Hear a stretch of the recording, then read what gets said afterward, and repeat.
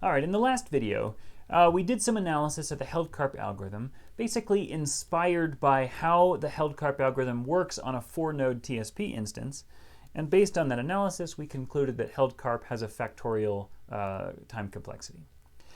We said this doesn't sit right because, held-Karp should be intelligently solving these subproblems and not repeating work on already solved subproblems, as we would expect exhaustive search to do. And so we should see something better than a factorial complexity for held-Karp.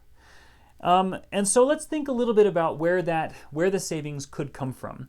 And maybe it's instructive to look at the 4-node recursion tree and see if there's any place where there could be some repeated work. So if you take a look at each of the leaves of the tree, you'll notice that each leaf is unique. Right? There's no repetitions of any subproblems in the leaves of this recursion tree. There's also no repetition of any subproblems in the intermediate nodes in the recursion tree. So here, there's no obvious place where we could be repeating extra work and doing more work than necessary to solve the problem. And so that suggests that on a 4-node TSP instance, maybe there's actually not too much danger. There's not too much danger of doing extra work. And maybe this is borne out by the fact that there's only 3 tours in general. And so an exhaustive search algorithm isn't actually that slow on a 4-node TSP instance. So let's try a 5-node TSP instance. Let's see what happens if we start with 5 nodes and then see how we'll draw the recursion tree and we'll see how held-Karp operates on this. So there's a 5-node graph. Okay, on a 5-node graph, there are 12 possible tours, right? So there's 12 possible ways of visiting all the nodes exactly once. And so now you start to see the factorial explosion here of the number of possible solutions. So let's just take a 5-node graph. We'll label the nodes A, B, C, D, and E. And let's think about how held-Karp would operate on this. And we'll just build a recursion tree just like we did before. Okay, so the root of the recursion tree is the problem that I'll specify like this, and I'm going to use the following shorthand. I'll say this is BCDE, comma A, and so this is the subproblem where we start at A implicitly, right? That'll be always our implicit start for our tours, and then we visit each of these nodes in some order, right? So we look at the different orders of those nodes, and then we land on A, right? So this subproblem here corresponds to an optimal tour. So to solve this, what held-Karp says is what we have to do is we have to focus on the second to last node, and let's search over all the possible second to last nodes on the tour, and one of those has to be the optimal one, and so we'll just search over those and then return the best. So what we do is we say, well, this splits into four separate problems. So this splits into the problem, let me swap colors back to black here.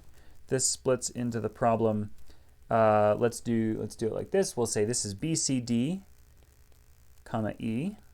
And so that's the subproblem where we visit BCD in some order, and then we end on E before finally going back to A. And then we also have, say, BCE, comma D, and then we also have BDE, comma C, BDE, comma C, and finally CDE, comma B. And I've just picked an arbitrary ordering over these, right? But these are the possibilities. And so each of these corresponds to a different penultimate node in our overall optimal tour. Well, so for each of these, we branch again, right? So you see where this is going. So this one here, and now I'll use the power of technology, and I'll use my zoom here. So this one splits into 3 different subproblems. So my subproblems are going to be CD and B, CD, comma B, BD, comma C, and BC, comma D. Okay, so this one now splits into 3 subproblems, which I will write as CE, comma B, BE, comma C, BE, comma C, and then finally BC comma E. All right, this one splits into 3 subproblems, and those problems are DE comma B, where B is the third to the last node, and then we could also go to BE comma D. Oops, BE comma D, and then what's the other possible second or third to last node is E, so that would be BD comma E. Okay, and so before I spend too much time thinking about what happens here, we've also got some branching here. Let me go back and start to branch all of these things again. So I'm going to need a smaller pen. So how do I think about branching here? That's as zoomed in as I can go. Well, this CD comma B has 2 possibilities, right? It either goes from C to D or from D to C, right? That's simple enough. So this is C comma D or D comma C.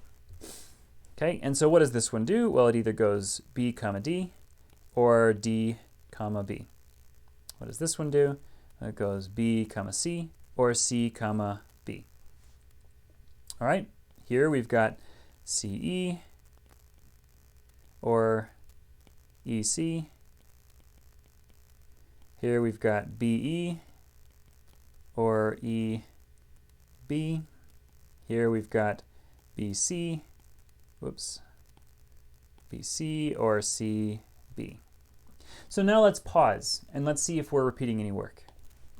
So notice here that this subproblem, so this is one of the intermediate subproblems, has the same set of intermediate nodes.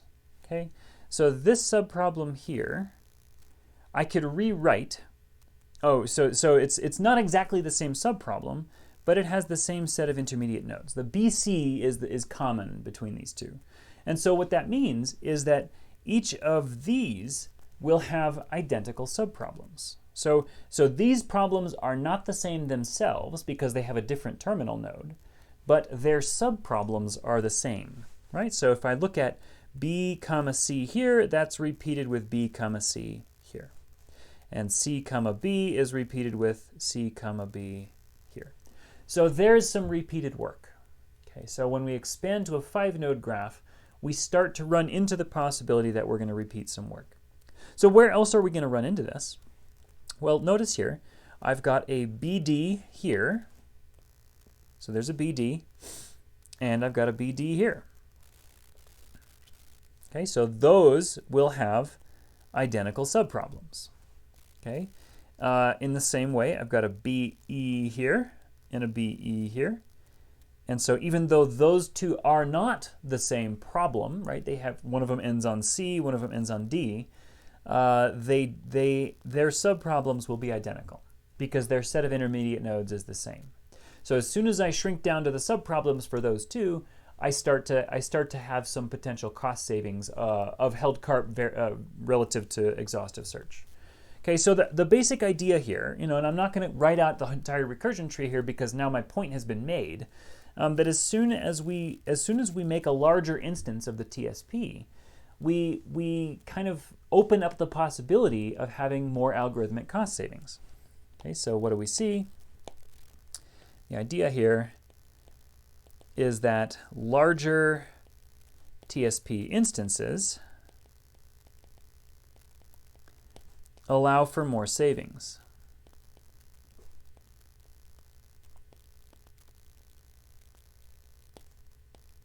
Okay, so this is a really important thing to observe. That sometimes you'll build up some intuition looking at a small instance of a problem, but the very nature of the savings relative to an exhaustive search algorithm is that the savings gets bigger and bigger and bigger the larger your instance gets. If we had 50 nodes, then there would be an unbelievable savings, and you'd start to see the savings, without having to go very deep down in the recursion tree. You'd be pruning bits off the recursion tree left and right when you're looking at kind of held Karp relative to exhaustive search. And so sometimes if your problem instance is too small, you're just not going to see the savings. and to do the analysis correctly, you have to look bigger. So now, what's the right way to think about the time complexity analysis for this, right? So this now becomes hard to parse. If I try to think about time complexity based on the recursion tree, now I'm going to have to start keeping track of what it means to not resolve some of these problems. Our recursion, when it first sees this, it's going to save the answer to that subproblem, so that when it asks the question again here, it doesn't have to do the same work again. But it's really hard to think mathematically about what that savings actually is going to look like. So what's the right way to think about algorithmic complexity? Well, with DP, often we can do something like this. So let's look at the syntax, just the syntax of the notation we're using to express a subproblem. So this is how we're expressing a subproblem. So what is this? Well, this is the set of intermediate nodes. Set of intermediate nodes. And this is a node. So this is the terminal node. Okay. So it turns out we can actually use the syntax of this. We can use the form of our basic our DP lookup table to infer how many subproblems there are. Right? So the question is, how many subproblems are there? Well, there are as many as can be expressed using this syntax. Okay? So, how many different things can we put here? Right? The second argument of this thing can accept a kind of a fixed number of inputs, right? How many inputs are there? How many possible inputs to this?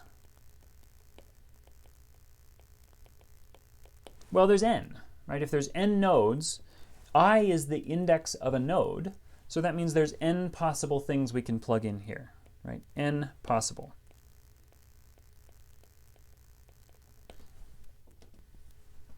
Okay, so if we're thinking about this, about the saved solutions to all of our subproblems as living in some kind of table or tabular data structure, you could think about that table as having n columns. Okay, so if this is what our table looks like, then there are n columns on the table. Okay, so how many rows does our table have? Well, the number of rows of our table, I've actually drawn this table completely badly, like the dimensions are flipped here. So this is not to scale, not to scale. How many possible rows would our column have? Well, it'd be the number of possible inputs here. So here, how many possible inputs?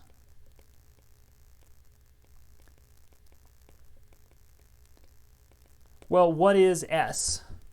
S is a subset of nodes, right? It's a subset of the total number of nodes in our problem. So we can ask, how many subsets of nodes are there? Well, there's 2 to the n, right? And if I have n objects, then the number of possible combinations of those objects is 2 to the n, or the number of possible subsets of those objects is 2 to the n. So how many possible inputs? 2 to the n, right? So if we think about the second argument of our cost function here as indexing the column, then we've got n columns. And if we think about the first argument of our cost function here, indexing the rows, then we have 2 to the n rows. So in total, that means that just by looking at this, right, we know that this can be used to specify any subproblem. So we can ask, how many subproblems can we specify? Well, we have the power to express exactly n times 2 to the n subproblems.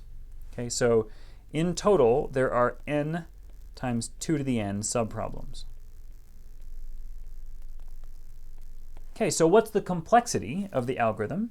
Well, it's the number of subproblems, right, times the amount of time we spend on each subproblem, so or times the work per subproblem. Work per subproblem. right? So we already know that this is n times 2 to the n. We just inferred that based on the form of our cost function. And so what is this? Well, this is n, right? So what is the work per subproblem? This is quite simple. All we have to do for each subproblem is we have to take a minimum of several numbers. So we have to look in the table, see if we've solved the subproblems. If we haven't, then we go do that. But if we have solved the subproblems, or once we have solved the subproblems, we just take the cost of that subproblem and compare it with several other things. And there can never be more than n comparisons. In fact, n minus 1 comparisons. But thinking in terms of orders of growth, there is linearly amount. It's the amount of work per subproblem is linear in the size of the instance, like linear in the number of cities here. So we've got n times 2 to the n subproblems. The work per subproblem is order n. So I should say it's order n. And so what that means is that the overall complexity, time complexity, is n squared 2 to the n, right? It's this thing times this thing. All right, and we already know based on homework problems and exam problems and lectures and things that if I take something that's order this and I multiply them, I get something that is order the product of the two functions. Okay, so the overall complexity is big theta of n squared 2 to the n. And this turns out to be the best known algorithm for solving the TSP exactly. And we'll get into ways of fudging that later on for some losses in terms of accuracy. But there you have it. This is one of the great classic DP algorithms, the held Karp algorithm.